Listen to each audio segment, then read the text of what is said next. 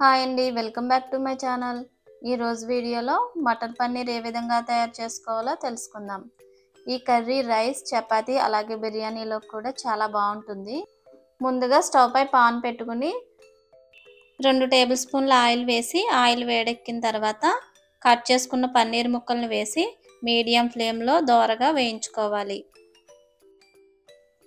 ఈ విధంగా వేగిన వాటిని ఒక గిన్నెలో వాటర్ వేసుకుని పన్నీర్ ముక్కలన్నిటిని వేసుకోవాలి. ఈ విధంగా వేసుకోవటం వల్ల పన్నీర్ ముక్కలు నాని సాఫ్ట్గా తయారవుతాయి. ఇప్పుడు ఇదే పాన్లో 3 మీడియం సైజ్ ఉల్లిపాయల్ని సన్నగా తరిగి వేసుకోవాలి. ఇవి కొంచెం వేగిన తర్వాత 10 వెల్లుల్లి రెబ్బలు, కొంచెం అల్లం తీసుకుని చిన్న చిన్న ముక్కలుగా కట్ చేసుకుని వేసుకోవాలి. ఇవి కొంచెం వేగిన తర్వాత ఒక పెద్ద సైజు టమాటాని ముక్కలుగా కట్ చేసుకుని వేసుకోండి. చిన్నవైతే 2 వేసుకోండి. ఈ 2 కలిపి 5 నిమిషాల పాటు మగ్గనివ్వాలి.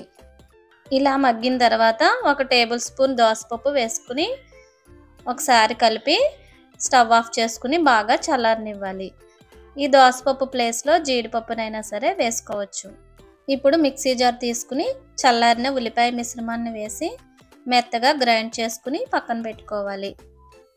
స్టవ్ పై పాన్ పెట్టుకుని 2 టేబుల్ స్పూన్ల ఆయిల్ వేసుకోవాలి.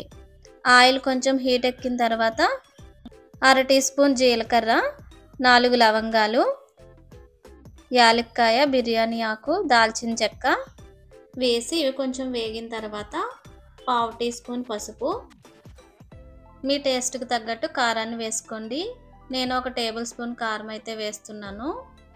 2 టేబుల్ స్పూన్ల ధనియాల పొడి, మిక్సీ పట్టుకున్న ఉల్లిపాయ పేస్ట్ కూడా వేసి మీడియం ఫ్లేమ్లో వేయించుకోవాలి. ఇలా వేగిన తర్వాత కూరకు సరిపడా సాల్ట్ వేసుకుని నూనె సెపరేట్ అయ్యేంత వరకు వేయించుకోవాలి. ఈ పేస్ట్ అనేది మనకు ఎంత బాగా వేగితే టేస్ట్ అనేది అంత బాగుంటుంది. ఇప్పుడు నానబెట్టుకున్న పచ్చి బఠానీని వేసుకోవాలి. ఇవి పచ్చి బఠానీలు కాబట్టి తొందరగానే ఉడుకుతాయండి. ఇవి మనకు కూరగాయల మార్కెట్లో దొరుకుతాయి.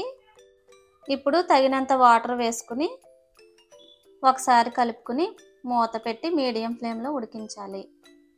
ఇలా 10 నిమిషాల తర్వాత మూత తీసి నానబెట్టుకున్న పన్నీర్ ముక్కలను వేసి మరొక 10 నిమిషాల పాటు సిమ్లో ఉడికించాలి. ఈ కూర టేస్ట్ చాలా బాగుంటుందండి. మీరు కూడా తప్పకుండా ఒకసారి ట్రై చేయండి. చివరిలో కొంచెం కసూరి మేతి వేసుకుని స్టవ్ ఆఫ్ చేసుకుంటే కూర రెడీ అయినట్టేనండి. ఎంతో రుచికరంగా ఉండే మటర్ పన్నీర్ తయారయ్యింది.